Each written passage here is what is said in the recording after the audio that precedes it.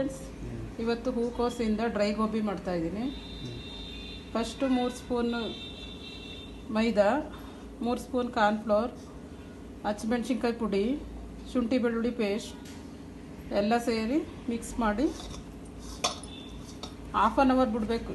Half an hour ಬಿಟ್ಟಾದ್ಮೇಲೆ ಎಣ್ಣೆಲಿ ಹಾಕೋದು.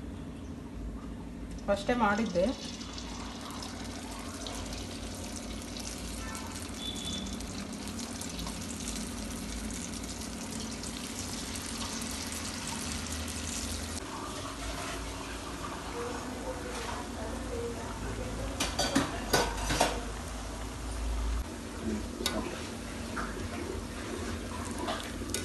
Friends, ಒಂದು ಹಾಫ್ ಆನ್ ಅವರ್ ಬೇಯಿಸಿದ್ರೆ ಗರ್ಗರಿಯಾಗಿ ಬರುತ್ತೆ.